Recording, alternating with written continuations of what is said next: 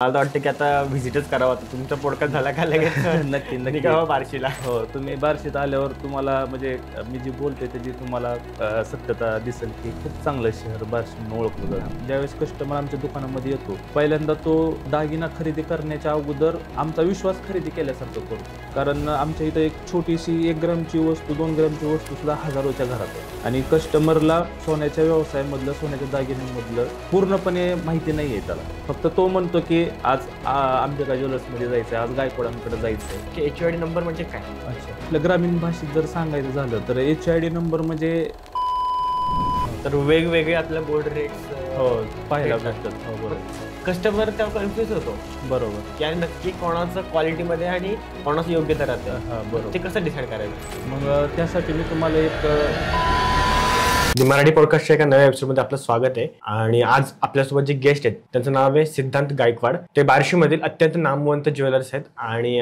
त्यांचे 2 शॉप देखील आहेत बार्शीमध्ये, ज्याचं नाव आहे अंबिका ज्वेलर्स आणि अंबिका अलंकार. हे त्यांचे 2 शॉप्स आहेत आणि ह्या दोन्ही शॉपमध्ये आपल्याला आपुलकी, विश्वास आणि शुद्धता या तिघांचा त्रिवेणी संगम पाहायला मिळतो. त्यांची जी स्टोरी आहे ती देखील एक अत्यंत इन्स्पायरिंग आहे. मी खूप एक्सायटेड आहे या एपिसोडसाठी, तर बघत राहा आजचा एपिसोड. सर, आज तुम्ही बार्शीवरनं आलात आपल्या पॉडकास्टसाठी आणि बार्शी खूप मस्त शहर आहे. हो. आणि तिकडे मार्केट पण मस्त टायर टू सिटी होत चाललंय. हो. एकदम नवीन नवीन उद्योजक बाहेर येत आहेत. हो बरोबर. आणि तुम्ही तिकडे व्यवसाय करता ही खूप मोठी गोष्ट आहे. हो. आणि एवढ्या लांबून तुम्ही पॉडकास्टसाठी पण आलात. पण ते बार्शीचं जे गोल्डचं मार्केट आहे ना, ते कसं आहे? बार्शीचं गोल्डचं मार्केट तर चांगलंच आहे, पण एकंदरीत बार्शी हे शहरच खूप चांगलं आहे. तुम्ही बारकाईने जर सर्च केलं तर बार्शी तिथं सरशी असं नेहमी म्हणलं जातं. म्हणजे बार्शीतले जे लोक आहेत किंवा बार्शीतले जे व्यक्ती आहेत ते प्रत्येक क्षेत्रामध्ये चांगलं काम करतायत. आता बार्शीबद्दल बोलायचं झालं तर बार्शीमध्ये भगवंताची बार्शी म्हणून बोललं जातं. ओके. भारतामध्ये फक्त विष्णूचं भगवंत नावाचं मंदिर फक्त आपल्या बार्शीमध्येच आहे. त्याचबरोबर मामासाहेब जगदाळे यांसारखे थोर समाजसुधारक पण आमच्या बार्शीत झाले. त्यांनी जगदाळे मामा हॉस्पिटल, शिवाजी शिक्षक प्रसारक मंडळ अशा संस्था उभारल्या की ज्यातून गोरगरिबांची मुलं शिकून आज चांगल्या पदावर आहेत. काही डॉक्टर आहेत, काही इंजिनियर आहेत, खूप वकील आहेत. आणि त्याचबरोबर बार्शीमध्ये आपले बॉलिवूडचे जे ऍक्टर आहेत दिवंगत सुनील दत्त, त्यांच्या पत्नीचं कॅन्सरने निधन झालं होतं. ओके. त्यांच्या प्रित्यर्थ त्यांनी बार्शीमध्ये कॅन्सर हॉस्पिटल उभा केलं होतं. डॉक्टर नेने म्हणून आमच्या इथं खूप मोठे सर्जन होऊन गेले कॅन्सरचे. त्यांच्या मदतीने सुनील दत्त साहेबांनी तिथं कॅन्सर हॉस्पिटल उभा केलेलं आहे. तर ते मराठवाड्यातलं एक कॅन्सरचं हब असल्यासारखं आहे. एकदम कमी किमतीत, खूप कमी कॉस्टिंग मध्ये तिथं चांगल्या पद्धतीचे उपचार बार्शीमध्ये केले जातात. आणि बाजारपेठ बद्दल जर बोलायचं झालं तर बार्शीला एक ज्वारीचं कोठार म्हणून पण ओळखलं जातं. सोलापूर जिल्ह्यामध्ये सगळ्यात जास्त उत्पन्न ज्वारीचं आमच्या बार्शीमध्ये होतं. त्याचबरोबर सोन्यामध्ये सुद्धा चांगलं मार्केट आहेत. खूप चांगले विकणारे बार्शी शहरामध्ये उद्योजक आहेत आणि बार्शीचं सोनं हे चांगलं सोनं म्हणून सोलापूर जिल्ह्यामध्ये ओळखलं जातं. मस्तच. हो, म्हणजे खूप भारी. म्हणजे मला वाटतं की आता व्हिजिटच करावं, आता तुमचा पॉडकास्ट झाला का लगेच नक्की नक्की निघावं बार्शीला. हो, तुम्ही बार्शीत आल्यावर तुम्हाला म्हणजे मी जी बोलते त्याची तुम्हाला सत्यता दिसेल की खूप चांगलं शहर बार्शी म्हणून ओळखलं जातं. मला फार आवडलं की विष्णूंचं एकुलतं एक. हो, एकमेव भगवंताचं मंदिर आमच्या बार्शीमध्ये आहे. असं पण बोललं जातं की एकादश जे आहे, एकादशी दिवशी विठ्ठलाचं मंदिर जे आहे पंढरपूरमध्ये तिथं दर्शन घ्यावं आणि द्वादश जे असते, ज्या दिवशी एकादशीचा उपास सोडला जातो, तो द्वादशीचा उपास बार्शीत येऊन सोडावा. ओके. असं सुद्धा एक नियम, एक विधिलिखित आख्यायिका असल्यासारखं आमच्या बार्शी शहराबद्दल आहे. खूप मस्त. लोकांना खरंच व्हिजिट करायला पाहिजे. आणि त्यासोबत सर तुमच्याबद्दल थोडंसं सांगा की तुम्ही ह्या व्यवसायात नक्की आला कसे? ह्या व्यवसायात येण्यामागचं कारण म्हणजे काय, मूळ म्हणजे मला हा व्यवसाय करायचा नव्हता. माझं शिक्षण झालंय BSc ॲग्री. एक 2000 ते 2020 पर्यंत स्पर्धा परीक्षेचा ट्रेंड म्हणजे शैक्षणिक प्रवाहात होता. त्यामध्ये बरेच जे विद्यार्थी आहेत स्पर्धा परीक्षेमध्ये यश मिळवणारे ते BSc ॲग्री झालेले असायचे. बरोबर. त्यामुळं मला 12वीत असं वाटायचं की आपण अधिकारी व्हावं. आणि त्यामुळं मग मी BSc ॲग्रीला ऍडमिशन घेतलं. BSc ॲग्रीला ऍडमिशन घेऊन 2013 साली मी BSc ॲग्री माझं कंप्लीट झालं. त्यानंतर आम्ही 2013ला मी आणि माझे 2 मित्र मिळून आम्ही दिल्लीला गेलो. मग तिथून स्पर्धा परीक्षेचं जे चक्र चालू झालं, कधी प्री पास व्हायची, कधी मेन्स पास व्हायचं, कधी इंटरव्ह्यूला जायचो, कधी मग हे अपयशाचं चक्र 2020 पर्यंत चालू राहिलं. बापरे. आणि 2020 मध्ये ज्यावेळेस कोरोना आला त्यावेळेस मला घरचे म्हणले की आता काय अभ्यास करणं तू थांबव. आणि अभ्यास करून मी पण थोडंसं निराश झालो होतो की मला फायनल यश काय भेटत नव्हतं. मग त्यानंतर हा ऍक्च्युली जो सोन्या चांदीचा बिझनेस आहे तो माझ्या वडिलांनी 2005 साली स्थापन केलेला आहे. ओके. आणि माझ्या वडिलांनी खूप अतिशय कष्टातून तो बिझनेस 2005 साली चालू केला होता. ज्यावेळेस 2005 साली शॉप आमचं ओपन झालं होतं त्यावेळेस सत्यनारायणासाठी सुद्धा माझ्या वडिलांकडे पैसे नव्हते. बापरे. तर माझ्या वडिलांना त्यांच्या मित्रांनी त्यावेळेस आणि नातेवाईकांनी खूप मदत केली. काय बोलताय. हो. आणि मग त्यानंतर मला घरचे म्हणले की तू आपला जो घरचा व्यवसाय आहे त्यामध्ये तू चालू कर. आणि अशा पद्धतीने मग मी 2020 साली सोन्या चांदीच्या व्यवसायामध्ये उतरलो असं म्हणायला हरकत नाही. मस्त. तुमची जर्नी खूप इन्स्पायरिंग आहे. म्हणजे सत्यनारायणाच्या पूजेला पैसे नसल्यापासून दुसरं दुकान उघडण्यापर्यंत. ह्या माग कारण म्हणजे माझ्या वडिलांनी आणि भावांनी खूप आतोनात हा व्यवसाय पुढे आणण्यासाठी कष्ट घेतलेले आहे. आणि अजून पण आमचं खूप आमचं मेहनत असते ह्या व्यवसायामध्ये. सर तुम्ही सांगितलं ज्याप्रमाणे की तुम्ही BSc ऍग्री मध्ये शिक्षण घेतलं. हो. आणि नंतर UPSC MPSCच्या तुम्ही स्पर्धा परीक्षांना लागला. तर आता महाराष्ट्रामध्येच नाही भारतामध्ये अनेक लोक आहेत ज्यांनी आपलं आयुष्य ह्या गोष्टीसाठी दिलंय. ठीक आहे. आता तुम्ही त्यातून बाहेर पडला. तुम्ही लगेच राईट टाइमला राईट डिसिजन घेऊन राईट गोष्टी केल्या. हो बरोबर. पण जे आता अजून हे गोष्टी करतायत तर त्यांना तुमचा सल्ला काय की कधी फिरावं गोष्टी मग ह्या रिटर्न. अच्छा. स्पर्धा परीक्षेबद्दल जर बोलायला गेलं तर माझं असं म्हणणं आहे की प्रत्येक पदवीधरांनी स्पर्धा परीक्षा केली पाहिजे. त्यामागचं कारण काय की स्पर्धा परीक्षेचा जो प्रवास आहे तो ज्ञानानं समृद्ध करणारा प्रवास आहे. ज्यावेळेस एखादा मुलगा स्पर्धा परीक्षेमध्ये अभ्यासासाठी जातो त्याला देशाचं इतिहास भूगोल, जगाचा इतिहास भूगोल, अर्थकारण, विज्ञान, आंतरराष्ट्रीय घडामोडी ह्या सगळ्या गोष्टी त्याला कळायला लागतात. समजा रिझर्व्ह बँकेने त्यांचा रिव्हर्स रेपो आणि रेपो रेट कमी जास्त केला म्हणजे नेमका काय झालं हे स्पर्धा परीक्षा करणाऱ्या मुलाला माहिती होतं की नेमकं काय रिझर्व्ह बँकेनं स्टेप घेतलेले. तर मग माझं असं म्हणणं आहे की स्पर्धा परीक्षा वाईट नाहीये. स्पर्धा परीक्षेमध्ये अडकून राहणं वाईट आहे. ओके. ज्यावेळेस स्पर्धा परीक्षेमध्ये आपण एंट्री घ्यायला जातो त्यावेळेस त्या विद्यार्थ्याकडे ह्या प्रश्नाचे उत्तर क्लिअर पाहिजेत की त्याने तो अभ्यास किती वर्षासाठी करणार आहे. 3 वर्षासाठी करणार आहे, 4 वर्ष करण्यासाठी करणार आहे का 5 वर्षासाठी करणार आहे. कारण जोपर्यंत तुम्ही त्याला एक डेडलाईन तुम्ही टाकत नाही तोपर्यंत हा प्रवास हा चालूच आहे. कारण हा स्पर्धा परीक्षा म्हणजे सबसिडीचा खेळ आहे. तुम्ही प्री पास होता, मेन्स पास होता, इंटरव्ह्यू पर्यंत जातात. इंटरव्ह्यूला तुम्ही फेल झाले की परत प्रिलिम पासून सुरुवात होते. त्यामुळं एक 3 वर्षाचा कालावधी योग्य आहे असं मला वाटतं. आणि स्पर्धा परीक्षा करणाऱ्या मुलांना मी एकच सांगतो की स्पर्धा परीक्षेतलं यश म्हणजे अंतिम यश नाहीये. स्पर्धा परीक्षा सोडून अधिकारी सोडून सुद्धा खूप अनेक क्षेत्र आहेत की जिथं चांगल्या काम करणाऱ्या व्यक्तींची कमतरता अजून पण आहे.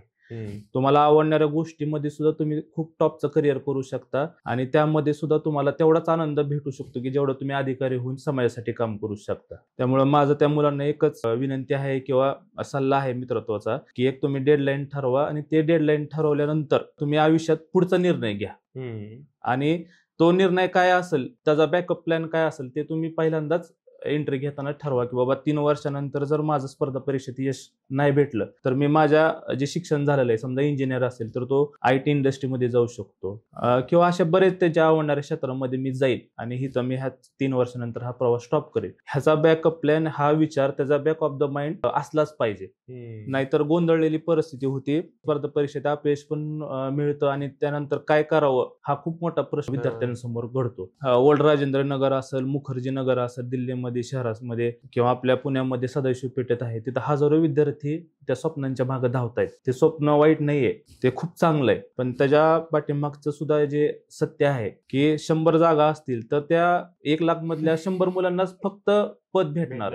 पण ह्या राहिलेल्या विद्यार्थ्यांचं काय करायचं हा प्रश्न सुद्धा खूप समाजासमोर आता आहे. स्पर्धा परीक्षेमध्ये काय होतं उमेदीचं वय निघून जातं मुलांचं. नवीन काहीतरी काहीतरी घडवण्याची ही धमक ह्या उमेदीच्या काळामध्ये ह्या स्पर्धा परीक्षेमध्ये जाऊ शकते.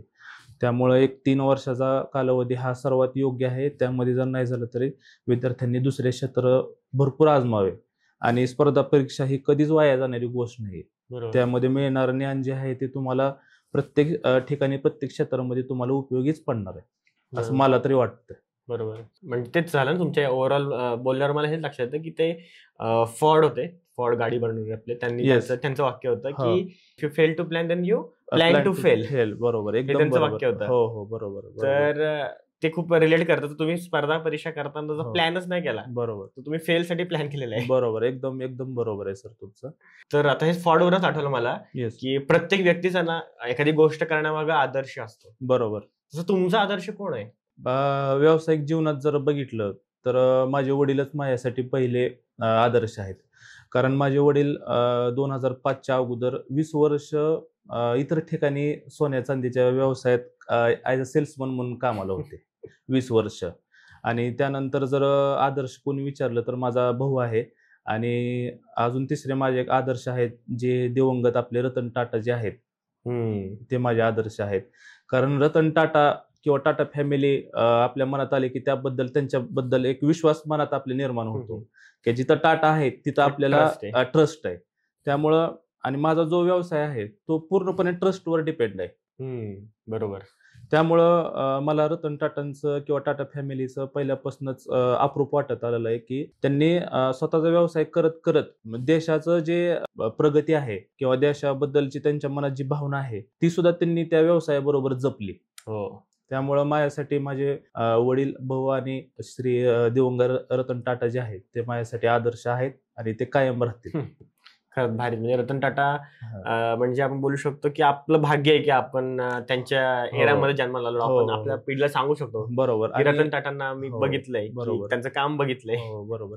आता मध्ये रतन टाटांचं निधन झालं त्या दिवशी असं वाटत होतं की आपल्या घरातलं कोणतरी व्यक्ती हे जग सोडून गेलंय. त्यांची आपली कधी गाठ भेट नाही किंवा कधी आपण त्यांना प्रत्यक्ष पाहिलं नाही, पण त्यांच्याबद्दल आपल्या मनात जो आदर निर्माण होता तो त्यांच्या कार्यातून झालेला होता. त्याशिवाय ती फिलिंग आपल्या मनात येणं अशक्यच आहे. खरंय.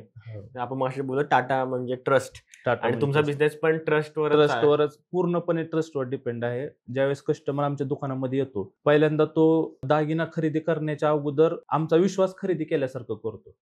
कारण आमच्या इथं एक छोटीशी 1 ग्रामची वस्तू 2 ग्रामची वस्तू सुद्धा हजारोच्या घरात आहे. आणि कस्टमरला सोन्याच्या व्यवसायामधलं सोन्याच्या दागिन्यांमधलं पूर्णपणे माहिती नाहीये त्याला. फक्त तो म्हणतो की आज अंबिका ज्वेलर्स मध्ये जायचंय, आज गायकवाडांकडे जायचंय. म्हणजे तो एक मनातल्या विश्वासाने म्हणतो की बाबा आज आपल्याला तिथे जाऊन सोनं घ्यायचंय. म्हणजे तो खरेदी करण्यापूर्वीच आपल्याबद्दल त्याच्या मनात विश्वास निर्माण झालेला असतो की बाबा आज गायकवाडांकडे जायचंय, अंबिका ज्वेलर्स मध्ये जायचंय सोनं खरेदी करण्यासाठी. खरंय. आणि मग आता समजा एखाद्या व्यक्तीला दागिने खरेदी करायला जायचंय, बरोबर, तर मग त्याने काय काळजी घ्यायला पाहिजे, कुठल्या गोष्टी त्याने त्या दागिन्यामध्ये बघायला पाहिजे जेणेकरून त्याची फसवणूक होणार नाही आणि त्याला चांगल्या क्वालिटीचा दागिना मिळेल? बरोबर. एक चांगला प्रश्न विचारलाय तुम्ही. स्वप्नील सर, सोनं खरेदी करताना माणसाने नेहमी उघड्या डोळ्यांनी विचारपूर्वक खरेदी केली पाहिजे. कारण का तर सोन्याच्या आजच्या जे भावाची परिस्थिती जर बघितली तर साधारण तुम्हाला एखादी गळ्यातली चेन घ्यायची म्हणलं तर 1.5-2 लाख रुपये जातात.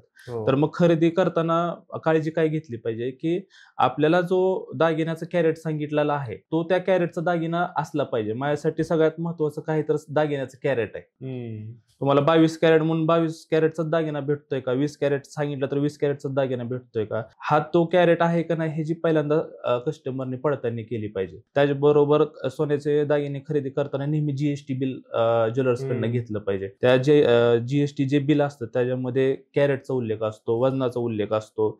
आणि समजा इन केस तुम्हाला वाटलं की बाबा माझी ह्या बाबतीत थोडीशी ही झालेली आहे, फसवणूक झालेली आहे, तर तुम्हाला एक काहीतरी लिगल प्रूफ पाहिजे की तुम्ही हा दागिना त्या व्यक्तीकडनं तुम्ही खरेदी केलेला आहे. त्याचबरोबर दागिने घेताना समजा त्यामध्ये खडे असतील, मणी असतील, कुंदनचं वर्क केलेलं असेल, मीना वर्क असेल तर त्याचं वजन सुद्धा त्या दागिन्यावर दागिन्याच्या पावतीवर मेन्शन केलेलं पाहिजे. आणि दुसरी महत्वाची गोष्ट काय, ज्यावेळेस एखादा दागिना घेतो आपण त्याची एक लाईफ साधारण 5 वर्ष, 6 वर्ष, 10 वर्ष असू शकते. त्याच्यानंतर तो दागिना महागारी त्या ज्वेलर्सकडे आल्यावर त्याची बायबॅक व्हॅल्यू काय असणार आहे, त्याची एक्सचेंज करते वेळेस काय व्हॅल्यू असणार आहे. समजा तुम्हाला त्याचं कॅशमध्ये रूपांतर करायचं असेल तर त्याची व्हॅल्यू नेमकी काय धरली जाईल ह्याचं सुद्धा अगोदरच तुम्ही ज्वेलर्सकडनं माहिती करून घेतलं पाहिजे किंवा तसं त्या पावतीवर नमूद करून घेतलं पाहिजे. जेणेकरून तुम्हाला सोन्याचं ज्यावेळेस तुम्हाला बायबॅक करता येईल त्यावेळेस तुम्हाला त्याची योग्य व्हॅल्यू भेटली पाहिजे. मस्त, बरोबर सांगितलं तुम्ही. म्हणजे आपल्या जे ऑडियन्स त्यांना समजेल की आता सगळ्या पुढचं नवीन वर्ष येईल. बरोबर. नवीन वर्षामध्ये आता लग्नाचं पण सीझन चालू आहे. सगळ्या त्या सीझन मध्ये लोक दागिने खरेदी करायला जातील, त्यांना नक्कीच ह्या गोष्टीची हेल्प होईल. बरोबर. आणि अजून एक गोष्ट होती की माझ्या वाचनामध्ये आलं होतं की सरकारने आता प्रत्येक दागिन्यासाठी एक वेगळा HUID नंबर हो. वगैरे दिलेला आहे, तर त्याबद्दल तुम्हाला काय वाटतं की HUID नंबर म्हणजे काय? अच्छा. आपल्या ग्रामीण भाषेत जर सांगायचं झालं तर HID नंबर म्हणजे दागिन्याचा आधार कार्ड. HID नंबर म्हणजे एक 6 डिजिटचा अल्फान्यूमेरिक नंबर असतो.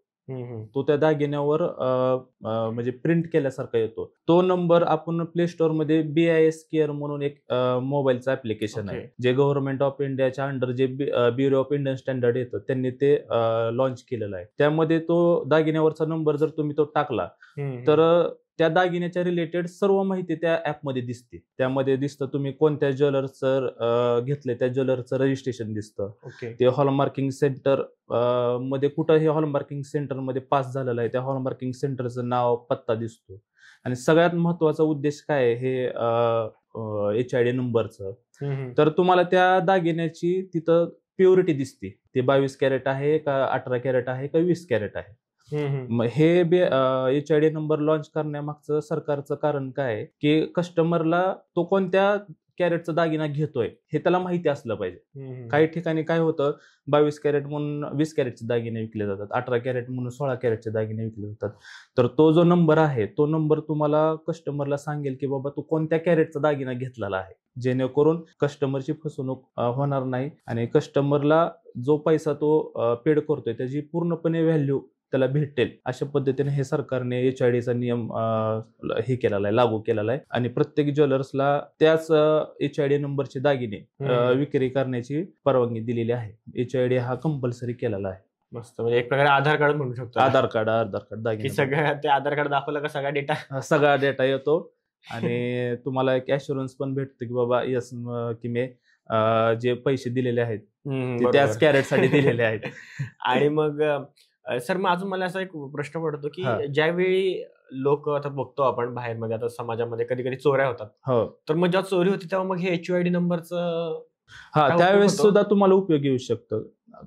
त्याचबरोबर तुम्हाला GST बिल तुमचं असणं गरजेचं आहे. ज्यावेळेस तुमच्या एखादी समजा गावाकडे चोरी झाली तर तुम्हाला ज्यावेळेस लिगल प्रोसिजर करायची असते त्यावेळेस तुम्हाला पोलीस स्टेशन मध्ये अगोदर तुम्हाला ते GST बिल मागितलं जातं. ओके. तुम्ही असं पण करू शकता ना की बाबा तुमचं 10 ग्रॅम गेले आणि तुम्ही 20 ग्रॅम गेले असं सांगू शकता. बरोबर. मग त्यासाठी तुमच्याकडे प्रूफ पाहिजे, त्यासाठी GST बिल महत्वाचं आहे आणि त्या GST बिलावर तुमचा तो HID नंबर येणारच आहे. त्यामुळं इन केस तुम्हाला पुढं कुठं हा दागिना तुमचा आहे का नाही हे ओळखायचं असेल तरी तुम्हाला तो GST बिलावरचा HID नंबर तुम्हाला कामालाच येणार आहे. बरोबर. त्यामुळे GSTचं बिल आणि HID नंबर हे मस्ट आहेत खरेदी करताना. बरोबर. आणि तो प्रत्येक गिरायकाने घेतलंच पाहिजे. तर सर, आम्ही जेव्हा ह्या विषयाच्या निगडीत एखाद्या व्यक्तीला शोधत होतो की लोकांना कोण ह्या विषयावर गाईड करेल, त्यावेळी आम्हाला तुमचा रेफरन्स असा भेटला की तुमच्याकडे एक मशीन आहे. हो, बरोबर. त्या मशीन मध्ये तुम्हाला जे सोन्याची तुम्ही चेकिंग करू शकता. हो, बरोबर. म्हणजे लोकांना तुम्ही अश्युअर्ड सांगू शकता. हो, बरोबर. की हे सोनं किती प्युअर आणि कसं काय. तर त्याच्याबद्दल मला थोडंसं माहिती करून घ्यायचं होतं. आता अगोदर काय असायचं, अगोदर एक दगड असायचा काळा आणि त्यावर सोनं खरं आहे का नाही हे घासून बघितलं जायचं. बरोबर. पण आता जसं वेळ काळ बदललेली आहे तशी आता त्या दगडाच्या जागी कॅरोटोमीटर नावाची एक मशीन आलेली आहे. जसं आपण शरीराचा एक्सरे काढायला जातो त्यामध्ये मशीनमध्ये, बरोबर, MRI काढायला जातो डोक्याचा, त्यामध्ये आपण जे आपलं बॉडी जाते किंवा डोकं जातं त्यावेळेस ते एक्सरे मशीन मध्ये ते सगळं स्कॅन केलं जातं. तसाच एक्सरे टाईप मशीन हा सोन्याचा निघालेला आहे, त्याला कॅरोटोमीटर बोलतात. तर ह्याचा विषय असा झाला की आम्हाला म्हणजे आमच्या घरच्यांना, माझ्या वडिलांना नेहमी असं वाटायचं की बाबा आपला व्यवसाय हा पूर्णपणे 100% पारदर्शक असावा. बरोबर. ट्रस्ट पारदर्शक असावा. मग आमच्या मनात बरेच दिवस झालं की हे कॅरोटोमीटर मशीन घेण्याची आमच्या मनात इच्छा होती, पण त्याची कॉस्टिंग जरा जास्त असल्यामुळे आम्ही ते थोडं वर्ष पोस्टपोन केलं. पण मार्च मध्ये आम्ही ती मशीन घेतली. फिशर नावाची कंपनी आहे कॅरोटोमीटरची, जी त्या क्षेत्रातली सगळ्यात दिग्गज कंपनी म्हणून ओळखली जाते क्वालिटीच्या बाबतीत. तर त्या कंपनीची आम्ही मार्च महिन्यात आम्ही मशीन घेतली. तर ह्या मशीन घेण्यामागचा असा उद्देश होता की समजा तुम्ही आमच्या इकडं सोनं घ्यायला आले, बरोबर, आणि तुम्हाला तो दागिना त्याच कॅरेटचा आहे का नाही हे जर पाहायचं असेल लाईव्ह मध्ये तर तुम्हाला तो दागिना आम्ही मशीन मध्ये टाकून दाखवतो. ओके. की बाबा हे 22 कॅरेट आहे, 24 कॅरेट आहे. आणि त्यामुळं काय होतं की कस्टमरला पण माहिती होतं की बाबा आपण जो घेतलेला दागिना आहे तो त्याच कॅरेटचा आहे. बरोबर. आणि दुसरं महत्वाची गोष्ट काय होते की ज्यावेळेस एखादं कस्टमर ओल्ड गोल्ड मुडीला किंवा एक्सचेंजला किंवा कॅश करण्यासाठी आमच्याकडे येतं घेऊन, त्यावेळेस त्या मशीनचा उपयोग करून आम्ही त्याला जास्तीत जास्त व्हॅल्यू देण्याचा प्रयत्न करतो. ओके. कारण त्यांचा जुना दागिना त्या मशीन मध्ये ठेवला की ते दाखवतं की हे 22 कॅरेट आहे, हे 20 कॅरेट आहे. मग आम्हाला त्या पद्धतीनं पूर्ण क्लिअरिटी येऊन त्याला जास्तीत जास्त पैसे देण्याचा सुद्धा आम्ही त्या मागचा मानस आहे. आणि क्वालिटी कंट्रोलच्या बाबतीत जर आमच्या व्यवसायाच्या जर रिलेटेड जर बघितलं तर आमचे बरेच वेंडर असतात, कारागीर असतात, त्यांच्याकडनं आमचा माल तयार होऊन येतो. मग तो आलेला माल सुद्धा आम्ही पहिल्यांदा मशीन मध्ये चेक करतो आणि मगच तो विक्रीसाठी ठेवतो. म्हणजे क्वालिटी कंट्रोलच्या दृष्टीने सुद्धा आमच्यासाठी ही मशीन खूप महत्वाची आहे. ह्या ओव्हरऑल विचाराने आम्ही ती मशीन घेतली. साधारण त्या मशीनची किंमत 15 ते 16 लाख रुपयाच्या दरम्यान आहे. पण ती खूप गरजेची होती आणि त्याच्यामुळं आमच्या व्यवसायात पण खूप चांगल्या प्रमाणात वाढ झाली. लोकांना एक विश्वास तर आमच्यावर होताच, पण तो विश्वास दाखवण्याचा त्या दागिन्याचा कॅरेटच्या बाबतीत तो सुद्धा आम्हाला आता सध्या दाखवता येतो आणि त्याचा खूप चांगला रिस्पॉन्स आम्हाला कस्टमर कडून भेटतात. ह्या मार्च 2024ला आम्ही ही मशीन घेतलेली. तर त्याच्या अगोदर घेतलेल्या लोकांनी सुद्धा ज्यांनी अगोदर सोनं घेतलेलं त्या लोकांनी सुद्धा येऊन आमच्याकडनं मशीन मध्ये ते कॅरेट चेक करून घेतलं आणि आम्ही ते चेक करून दिलं. म्हणजे खूप कस्टमरला सुद्धा ही गोष्ट खूप अपील झाली की बाबा आपण ज्या व्यक्तीकडे जातोय त्या व्यक्तीमध्ये जेन्युइननेस आहे.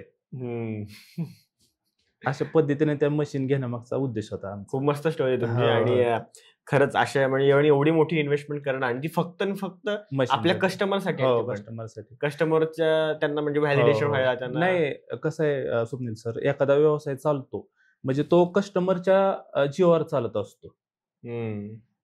आणि तुमचं किती मोठं शोरूम असू द्या, तुमच्याकडे किती पण डिस्प्लेला माल असू द्या, तुमच्याकडे जर कस्टमर येत नसतील तर त्या बाकीच्या गोष्टीला झिरो व्हॅल्यू आहे. कस्टमर हा तुमच्या व्यवसायाचा आत्मा आहे असं म्हणलं तरी हरकत नाही. आणि प्रत्येक गोष्ट जी आहे आम्ही दैनंदिन जीवनामध्ये करताना सुद्धा आमचा व्यवसाय आणि आमचा कस्टमर ह्या रिलेटेडच आमचं जीवन असल्यासारखं आहे. कारण आमचं जे जनरेशन आहे माझं, हे सेकंड जनरेशन आहे ह्या व्यवसायात. आणि हा आमचा व्यवसाय जो आहे तो परंपरेनं चालत येणारा व्यवसाय. म्हणजे कुणाच्या 10 पिढ्या गेलेल्या असतील, कुणाच्या 15 पिढ्या गेलेल्या असतात, कुणाच्या 5 पिढ्या गेलेल्या असतील.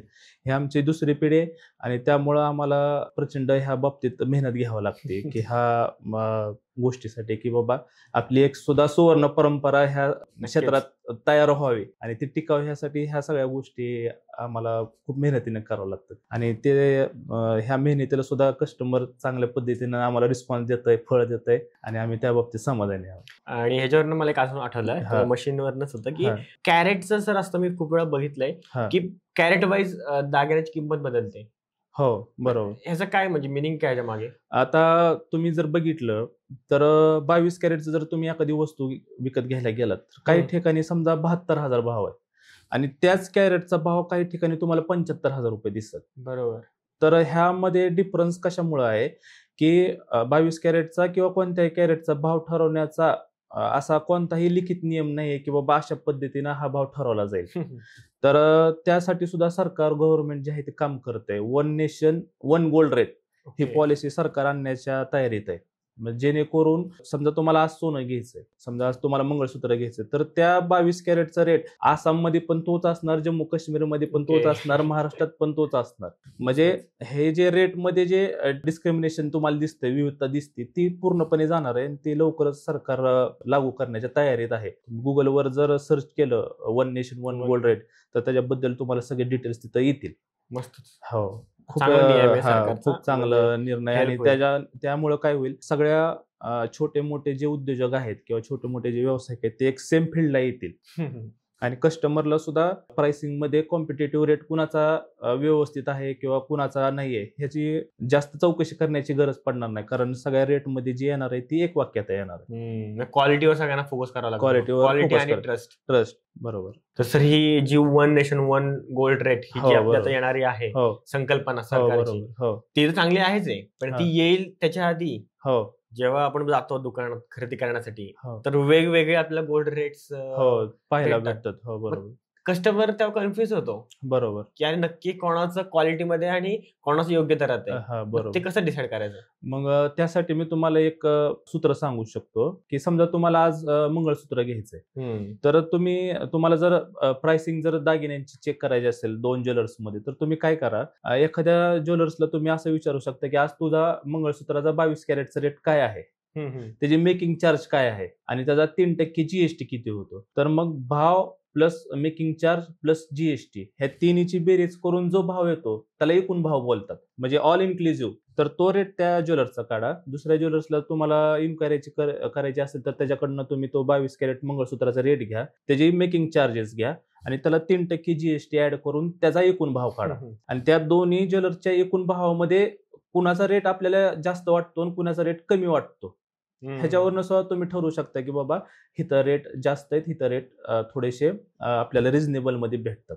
ओके. तर ह्या सूत्रामध्ये भाव प्लस मजुरी, मेकिंग चार्जेस प्लस जीएसटी ह्या तिन्हीची बेरीज करूनचा जो भाव येतो तो एकूण भाव असतो. ह्या सूत्रानुसार तुम्ही ठरवू शकता की बाबा आपल्याला इथं योग्य रेट आहे आपल्याकडे. त्याचे पहिल्यांदाच कोणी असं एवढं क्लिअरली आणि ट्रान्सपरंट सांगितलं? हो, कारण त्यामागचं कारण काय आहे की तुम्हाला एखाद्या दुकानी तुम्हाला समजा 72,000 दिसला तर काही ठिकाणी तुम्हाला 75 दिसेल, काही ठिकाणी 74 दिसेल. मग कस्टमर नॅचरली कन्फ्युज होतं की बाबा भाव कॅरेट तर सेम आहे, मग भाव का बदललेत. आणि काही काही ठिकाणी काय पद्धत असते की नॅचरली गिराईक पहिल्यांदा भाव विचारतं, आज 22 कॅरेटचा भाव काय आहे, मग तो काही ठिकाणी मुद्दामून कमी सांगितला जातो आणि मेकिंग चार्ज एवढे अव्वाचे सव्वा घेतले जातात की ते कस्टमरला दिसून सुद्धा येत नाही. त्यामुळं एकूण भाव काढूनच आपल्याला लक्षात येतं की भाव कोणता योग्य, कोणता रिझनेबल आणि कोणता थोडासा आपल्याला जास्त पडतो. ओके, मस्तच. आणि दुसरं एक होतं सर की आजकाल आहे ना, म्हणजे जे आपण शक्यतो बघू तर तरुण पिढी तेवढी गोल्डमध्ये इन्व्हेस्टमेंट बघत नाही, पण आपली आधीची पिढी आहे ती इन्व्हेस्टमेंट म्हणून बघते. पण तुमच्या याच्यावर काय उत्तर आहे? आता तुमचं थोडंसं मत माझ्या मताला मॅच होत नाहीये. माझं असं म्हणणं आहे की तरुण पिढी पण सोन्यामध्ये तेवढीच इंटरेस्टेड आहे जेवढे आपले वयस्कर मंडळी किंवा पूर्वज जेवढे होते. पूर्वज आपले जे होते ते गाडग्यामध्ये मडक्यामध्ये सोनं नाणं हे करून पुरून ठेवायचे चोरी होणे म्हणून. तसंच आज सोनं सुद्धा तरुण पिढी घेते. सोन्याचं महत्व हे पुरातन कालापासून चालत आलेलं आहे. तुम्ही इन्व्हेस्टमेंट आणि रिटर्नच्या बाबतीत जर बघितलं तर गेल्या 10 वर्षामध्ये सोन्याने जवळजवळ 1100% बापरे तुम्हाला रिटर्न दिलेले आहेत. 1100% आणि वर्षभराचा जर विचार केला आपण तर जवळजवळ 17% आसपास तुम्हाला रिटर्न आहे. तर हे 17% जे आहेत ते तुम्हाला कोणत्याच म्युच्युअल फंड मध्ये सुद्धा तुम्हाला एवढे रिटर्न जास्त भेटणार नाहीत. फक्त सोनं खरेदी केल्यावर आपण काळजी काय घेतली पाहिजे की सोनं घेतल्यापासून साधारण 2 वर्ष तरी आपण त्याला मोडलं नाही पाहिजे. कारण 2 वर्षाच्या जर आतमध्ये तुम्ही त्याची मोड केली किंवा कॅश केली तर तुम्ही जो जीएसटी भरलेला असतो किंवा थोडे मेकिंग चार्ज भरलेले असतात त्याचं तुम्हाला नुकसान होतं. सोनं ही अशी गोष्ट आहे, तुम्ही जितके दिवस सांभाळाल ते तुम्हाला सांभाळतं सोनं. तुम्हाला तुमच्या घरी हॉस्पिटलची इमर्जन्सी असू द्या किंवा एखादी मोठी खरेदी असू द्या किंवा शेतजमीन तुमची खरेदी असू द्या किंवा घरात येणारं कोणतंही संकट असू द्या, त्या अगोदर सोनं पहिल्यांदा घरचे काढतात की बाबा आपल्याकडे 10 तोळे आहे, काय काळजी नाही, तुला फ्लॅट घ्यायचा तर घे. जेणेकरून सोनं हे खूप इमोशन आहेत भारतीय ग्राहकांसाठी. आणि सोनं हे खूपच माझा व्यवसाय म्हणून मी सांगत नाही, तुम्ही सुद्धा एक जनरल घरी विचार करा. ज्यावेळेस तुम्हाला एखादी शेतजमीन खरेदी करायची असेल किंवा एखाद्या घरी आपल्या घरी हॉस्पिटलसाठी पैसे नसतील त्यावेळेस लोक सोनं मोडतात, बँकेत गहाण ठेवून त्याच्याकडनं बँकेकडनं पैसे उचलतात. आणि बँकेत सुद्धा आता कॉम्पिटेटिव्ह एन्व्हायरमेंटमुळे गोल्ड रेट जे आहेत ह्याच्यावरचे इंटरेस्ट गोल्डवरचे तो खूप कमी केलेले आहेत. वार्षिक माझ्या अंदाजे 7-8-9% तुम्हाला वार्षिक दराने बँक पैसे तुम्हाला पुरवते गोल्ड ठेवून.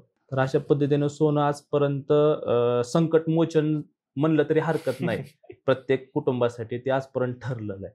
त्यामुळं लहानापासून थोरापर्यंत सोनं हा प्रत्येकाचा जिव्हाळ्याचा विषय आहे असं मला वाटतं. आणि अजून एक सर आहे, तुम्ही आता ओव्हरऑल आपल्या पॉडकास्टमध्ये सगळं सांगितलं, तुमची पूर्ण जर्नी सांगितली. स्टार्ट पासून तुम्ही कसं सुरुवात केली तुमच्या पप्पांनी, मग तुम्ही केली. आणि अजून बरेचसे आपले व्ह्युअर्स असतील ज्यामध्ये त्यांना बिझनेस करायचा आहे, नवीन बिझनेस. तुम्ही तुमच्या आयुष्यामधून काही बिझनेस बद्दल अशा गोष्टी शिकला आणि अशा तुम्ही त्यांना काय गाईड करू शकता जेणेकरून त्यांच्या ज्या चुका आहेत त्या कमी होतील? बरोबर.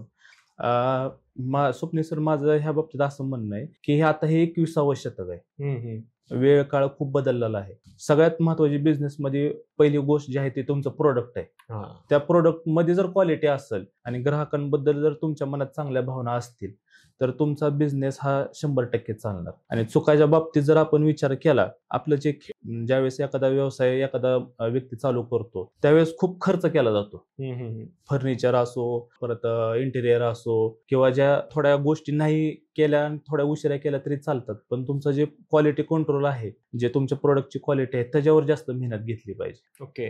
आणि दुसरी महत्वाची गोष्ट आहे, जे खेळतं भांडवल आहे ते खेळतं भांडवल त्याच व्यवसायात परत गेलं पाहिजे. समजा आज तुम्हाला 10 रुपये नफा झाला एखाद्या वस्तू विकून, तर त्यातले 9 रुपये हे कंपल्सरी त्या व्यवसायात परत गेले पाहिजेत. बरोबर. आणि पहिल्या बिझनेसच्या 10 वर्षाच्या कालावधीमध्ये मोठं घर घेणं, फ्लॅट घेणं, मोठ्या गाड्या घेणं, मोठ्या शेतजमिनी घेणं टाळलं गेलं पाहिजे. कारण तुमचा येणारा जो नफा आहे तो तुमच्या भांडवल वृद्धीसाठी गेला पाहिजे. पर्सनल असेट जे आहेत, घरात एखादा मोठा टीव्ही घेणे किंवा अनावश्यक खर्च करणे, ते पूर्णपणे टाळलं गेलं पाहिजे. आणि सगळ्यात महत्वाचं काय तर ह्या कॉम्पिटिशनला घाबरलं नाही पाहिजे. तुमच्यात जर क्वालिटी असेल, तुमच्या ज्या प्रोडक्टमध्ये जर क्वालिटी असेल, तर कॉम्पिटिशन किती असू द्या, कितीही दुकानं असू द्या, कितीही कॅटरेस असू द्या, तुम्ही त्यामध्ये तग धरू शकणार ह्याची मला खात्री आहे. कारण आमची जी जर्नी आहे कुटुंबाची, ते खूप म्हणजे असं पत्र्याच्या घरापासून आज म्हणजे भगवंताच्या आशीर्वादाने आमचं ठीकठाक 2 मजली घर आहे. म्हणजे आमच्या घराच्या जर्नीबद्दल, आमच्या कुटुंबाच्या जर्नीवरूनच मी सांगू शकते की आम्हाला जर यश भेटू शकतं तर समाजातल्या कुठल्याही व्यक्तीला, कुठल्याही जातीच्या व्यक्तीला व्यवसायात यश भेटू शकतं असं मला वाटतं. बरोबर आहे. पण आजकाल काय आलं सर, की तरुण आहेत ना, त्यांना बिझनेस करायचा आहे, पण तो कशासाठी करायचा माहितीये का, की त्यांना असं वाटतं की बिझनेस केला म्हणजे सुट्ट्या भेटतील मला. म्हणजे हे चूक आहे. आता ज्यावेळेस तुम्ही नोकरी करत असता त्यावेळेस तुम्हाला एकच बॉस असतो, पण तुम्ही ज्यावेळेस बिझनेसमध्ये आता त्यावेळेस प्रत्येक कस्टमर हा तुमचा बॉस असतो. आणि ज्यावेळेस तुम्ही नोकरी करता त्यावेळेस 9 तासांमध्ये जे करता हा तुमचा व्यवसाय असतो, पण व्यवसायामध्ये 24 तास नोकरी करावी लागते. आता गेल्या वर्षीचं तुम्हाला उदाहरण सांगतो. माझ्या मुलाचा पहिला बर्थडे होता. घरी सर्व तयारी वगैरे झाली आणि मी निघायच्या वेळेसच एक लग्नाचं गिऱ्हाईक आलं. अरे, अक्षरशः मी माझ्या घरी फोन करून सांगितले की मला एक 2-2.5 तास तरी लागतील, तुमच्या तुम्ही केक कापून घ्या. माझ्या मुलाचा पहिलाच वाढदिवस होता. मित्रमंडळीमध्ये मिसळता येत नाही, समारंभामध्ये जाता येत नाही, नातेवाईकांमध्ये भेटता येत नाही. आपल्याला जे चमक दिसते एखाद्या व्यवसायाची, पण त्याच्या पाठीमागं खूप मोठा त्याग असतो. स्वतःकडे लक्ष देणं होत नाही. त्यामाग प्रचंड कष्ट, मेहनत आणि त्याग केलेला असतो. त्यावेळेस एखादा बिझनेस उभा राहतो. खरं. त्यामुळं सुट्टी भेटल, मी दुकान बंद करल, मी फिरायला जाईल, ह्या सगळ्या गोष्टी म्हणजे आतमध्ये आल्यावर करता येत नाहीत. ओके. बाहेर वाटतं आपल्याला करायच्या वेळेस की बाबा मी असं करल तसं करल, पण ते शक्य नाही. आणि अशा गोष्टी जर तुम्ही करायला गेला तर तुम्ही जो कॉम्पिटिटिव्ह रेसमध्ये जो तुमचं पाऊल असतं ते हळूहळू मागं पडत जातं. ते तुम्हाला लक्षात सुद्धा येणार नाही की बाबा आपण मागं पडतोय ह्या गोष्टीमध्ये. त्यामुळं किमान बिझनेस चालू केल्यापासून एक साधारण 20 वर्ष तरी तुम्ही ह्या गोष्टी कटाक्षाने तुम्ही टाळल्या पाहिजेत असं मला वाटतं. तर सर, आपल्या संस्कृतीमध्ये ना अजून एक मला खूप ऑब्झर्वेशन मध्ये आलंय की सोनं म्हटलं ना तर त्याला खूप इम्पॉर्टंट दिलंय. हो, बरोबर. तर संस्कृतीमध्ये तर आहेच, पण प्रत्येक धर्म जे आहेत, हिंदू, मुस्लिम, परत शीख आहे, बौद्ध धर्म आहे, ह्यामध्ये सुद्धा सोन्याला महत्व दिलेलंच आहे. आपल्या हिंदू धर्माबद्दल जर आपण विचार केला तर आपले मंदिराचे कळस आहेत, शिखर आहेत, ते सुद्धा सोन्याचे आहेत. परत सणवारामध्ये आपण लक्ष्मीपूजन असतं, त्यामध्ये सुद्धा आपण सोन्याचे लक्ष्मी म्हणून पूजा केली जाते. परत आपल्या हिंदू धर्मामध्ये जे स्त्रिया मंगळसूत्र घालतात ते एक वैवाहिक जीवनाचं प्रतीक म्हणून सुद्धा आपण त्या मंगळसूत्राकडे पाहतो. बरोबर. आणि त्याला खूप अनन्यसाधारण महत्व आहे. आणि मुस्लिम धर्मात जर आपण बघायला गेलो तर त्यांच्या धर्मामध्ये एक जकात नावाचा एक कन्सेप्ट आहे, जकात. तर त्या जकातचा अर्थ असा होतो की सोन्याच्या स्वरूपात गरजू आणि गरीब व्यक्तीला दान करणे. ओके. शीख धर्मात जर बघायला गेलो तर अमृतसरला गोल्डन टेम्पल आहे. तर ते गोल्डन टेम्पल जे आहे ते सुवर्ण मंदिर आहे. त्याच्या नावावरच त्या धर्मातले महत्व अधोरेखित होतं. बौद्ध धर्माचा जर विचार केला तर थायलंड, म्यानमार जे देश आहेत त्यामध्ये सोनेरी पगोडा नावाची एक वास्तू असते. ते त्या वास्तू तिथं आपल्याला दिसून येतात. त्यामुळं सोनं जे आहे ते ह्याला धार्मिक महत्त्व पण आहे आणि प्लस आयुर्वेदामध्ये सुद्धा जे आपण औषधं तयार करतो त्या औषधामध्ये सुद्धा सोन्याचा वापर प्रमाणात ओके. केला जातो. आणि पूर्वी राजे महाराजे हे चांदीच्या ताटात जेवायचे. तर बरोबर. त्याच्या मागचं कारण म्हणजे काय, चांदी जी आहे ती निर्जंतुकीकरणासाठी चांगली आहे. म्हणजे चांदी ही एकदम स्वच्छ आणि शुभ्र आणि उष्णतेसाठी मारक, म्हणजे शरीर थंड राहण्यासाठी सुद्धा त्या चांदीचा आपल्याला उपयोग केला जातो. त्यामुळं सोन्याचा ओव्हरऑल धार्मिक परत आयुर्वेदामध्ये सगळीकडेच महत्त्व त्याचं अधोरेखित आजपर्यंत झालेलं आहे. तर आज तुम्ही आम्हाला सर खूप म्हणजे गाईड केलं, जे यंग बिझनेसमॅन असतील किंवा जे ग्राहक आहेत तर बरोबर तुम्ही वेगवेगळ्या ऍस्पेक्टनी त्यांना म्हणजे दाखवत, बरोबर बरोबर की नाही. आणि तुम्ही त्यांना ट्रस्ट म्हणजे काय असतो किंवा बिझनेस कसा करायला पाहिजे, सोनं खरेदी कसं करायला पाहिजे, सगळ्यांना तुमच्या ह्या पॉडकास्टची म्हणजे मला तर वाटतं मदत होईल. तर आणि तुम्ही एक प्रकारे स्वतःच इन्स्पिरेशन आहात. तर सर मला आता तुमचं ना पुढचं विजन जाणून घ्यायचं. तुमचं नक्की विजन काय आता? व्यवसायाच्या रिलेटेड जर विजन तुम्ही विचारलं, दुकान म्हणजे किंवा एखादं शॉप किंवा एखादं शोरूम हे फक्त 4 भिंती उभा राहिल्या म्हणजे ते शोरूम होत नाही. त्या दुकानामध्ये त्या व्यवसायामध्ये जिवंतपणा पाहिजे आणि तो जिवंतपणा आमच्या व्यवसायामध्ये आत्ता पण आहे आणि तो आम्ही कायम टिकवणार. आणि आमचं दुकान म्हणजे एक विश्वासाचं ठिकाण, समाजातल्या गोरगरिबापासून श्रीमंतापर्यंत सगळ्यांना आवडणारं, परवडणारं आणि एक विश्वासाचं ठिकाण म्हणून मला आमचे दुकानं ह्या क्षेत्रामध्ये उभा करायचे आहेत. फक्त पैसा मिळवणं, टर्नओव्हर वाढवणं हे माझ्यासाठी दुय्यम गोष्टी आहेत. समाजामध्ये आपल्या व्यवसायाचं स्थान काय आहे, आपल्या समाजामध्ये व्यवसायाला एक विश्वासाचं प्रतीक म्हणून आपल्याला त्या बार्शीमध्ये किंवा सोलापूर जिल्ह्यामध्ये आपल्याला ते स्थापन करायचं आहे किंवा त्या पद्धतीने आपल्याला ती जर्नी करायची आहे. मस्त सर. आय होप तुमच्या सगळ्या ज्या इच्छा आकांक्षा आणि सगळं जे आहे ते नक्कीच कम्प्लीट होईल आणि आपण इन द फ्युचर परत एकदा पॉडकास्ट घेऊ ज्यावेळी नक्की. तुमचे खूप सारे शोरूम असतील आणि खूप नक्की काही नक्की तुम्ही sir. महाराष्ट्रातली सगळी लोक तुम्हाला ओळखत असतील. नक्की सर. चालेल. धन्यवाद सर आपल्या चॅनलला आल्याबद्दल. Thank you sir. आय होप तुम्हाला हा व्हिडिओ आवडला असेल तर लाईक करा, कमेंट करा आणि शेअर करा व्हिडिओ आणि चॅनलला सबस्क्राईब जरूर करा. कारण जेवढे आपले नंबर्स वाढतील तेवढे अजून चांगले चांगले गेस्ट आपण आपल्या चॅनलवर आणू शकतो. आणि म्हणूनच आपल्या चॅनलला तुम्ही नक्कीच सबस्क्राईब करा आणि जाणून घ्या आपल्या लोकांच्या गोष्टी आपल्या मराठीत, फक्त आणि फक्त दी मराठी पॉडकास्टवर.